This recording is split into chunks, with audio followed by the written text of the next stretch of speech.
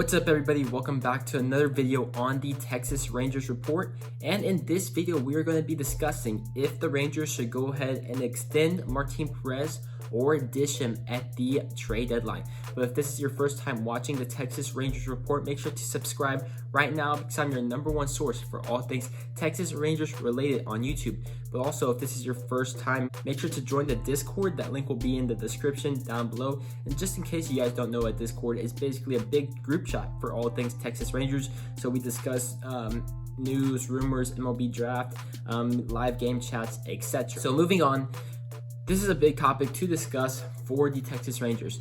Right now, as we speak, we are 35-37, 2 games under 500, and it seems like that 500 mark has been a curse for the Texas Rangers this entire season. Ever since we hit it, that one game, I forgot, it seems like it was about a month ago, we just fell under that mark, and we just keep on tiptoeing our way back. We win 2 games, we lose another 2 games. It's frustrating, but it does seem like this should be the month where we could make a move because we are going against pretty bad teams. However, with the Texas Rangers, that doesn't really mean too much, which is kind of sad to say, because it looked like going against the Nationals, we could have reached 500, and then we lost that series. Going against Kansas City looks like a good opportunity to reach 500, but this team just finds a way to lose against bad clubs and win against good clubs, which is weird. But we will see what happens for this next month. But the topic of today's video, should the Texas Rangers trade Martin Perez? So we all know Martin Perez was a highly touted prospect for the Texas Rangers, and he didn't do much in his career, was mainly just an average player for the Texas Rangers, and so he bounced around for 2 or 3 years. But the Rangers needed some starting pitching this offseason, so they signed him to a 1-year deal worth $4 million, and he slid in as, I think, their 4th or 3rd starter in the rotation, but he's emerged as a potential American League starter, which is crazy. I do think we will see some regression, and I'm not just saying that because of the start last night versus Kansas City. He did get a lot of weak contact, so I think a lot of that was lucky. It's just, I think, if you look at his expected numbers, he has an expected ERA around 3, which still is amazing to say the least.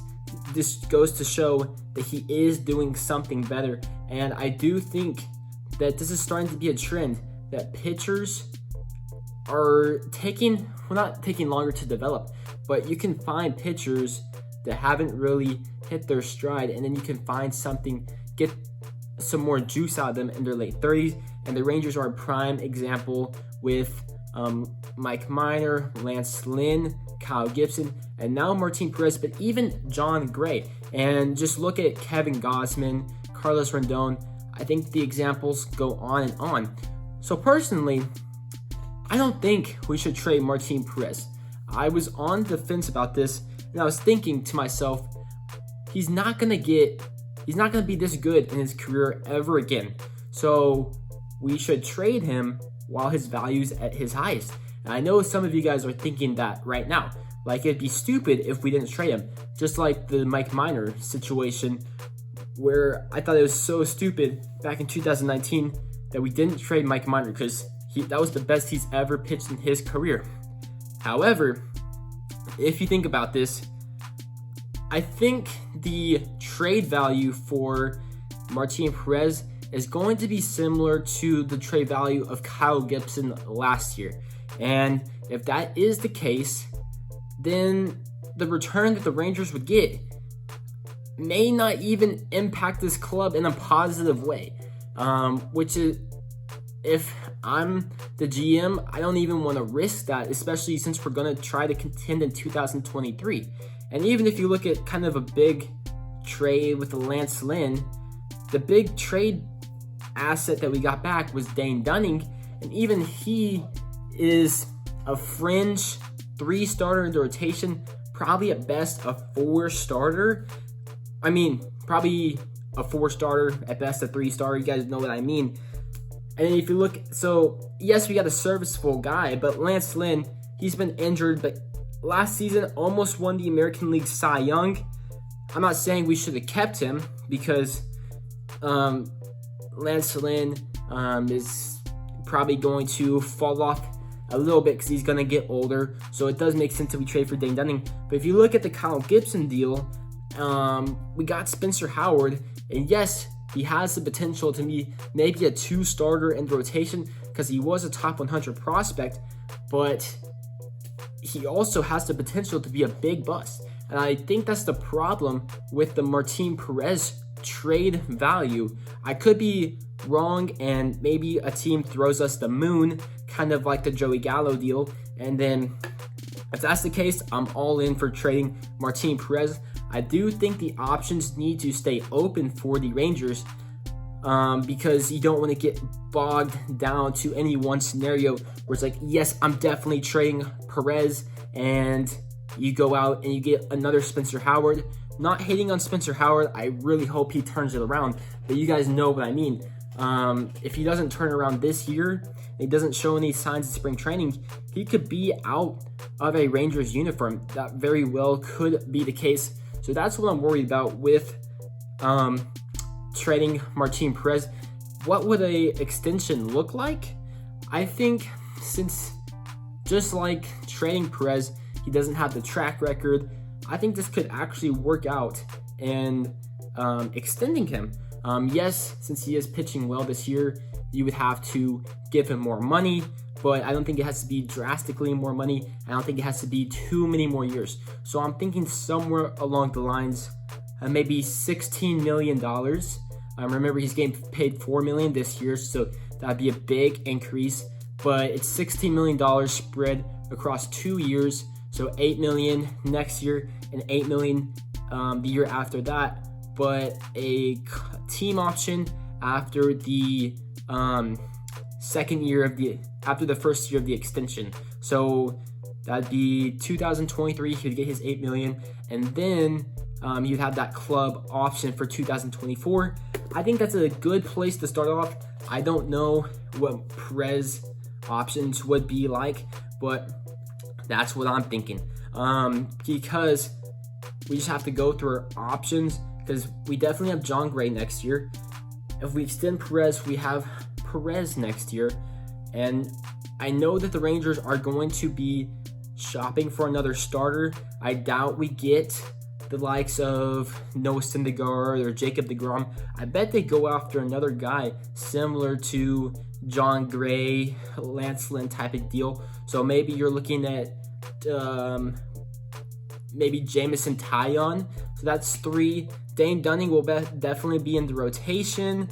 And I feel like you could go after another guy, maybe a cheaper guy like we did with Perez this year, or it could be somebody internally. Maybe Cole Reagan pops off this year, or Cohen does something spectacular at the end of the season, or maybe it's Jack Leiter. But I do think it would help to have a bunch of depth next year, kind of like what the San Francisco Giants did. They signed at least 4 guys, and because they have a lot of injuries, those guys are able to fill the gaps. I don't think you should just get bogged down with saying, oh, we're only going to use these 5 guys, because we all know that injuries are going to occur. People are going to regress. So I think you're definitely going to need 8 to 10 starters for sure. Just look at what the Dodgers are doing. Kershaw's hurt. Walker Buehler is hurt. So that's where my mind is at. And if you trade Perez, yes, you could get a AAA guy that's close like Howard.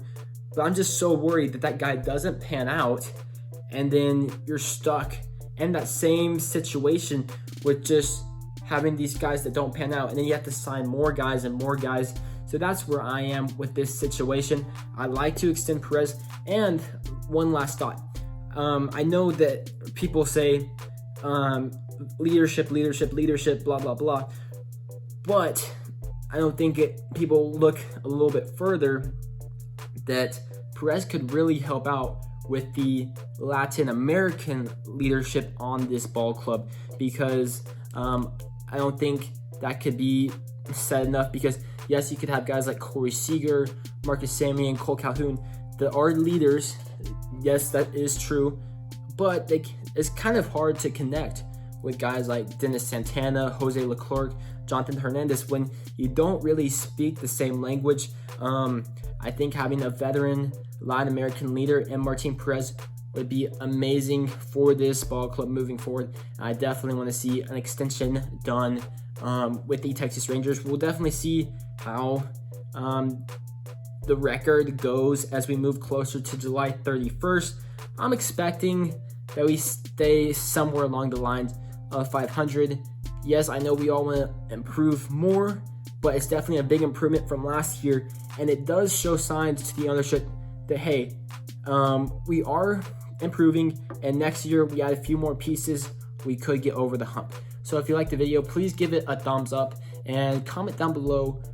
Do you want to extend Martin Perez, or do you want to trade Martin Perez? Let me know in the comments section down below, and I'll see you all in the next one. Peace.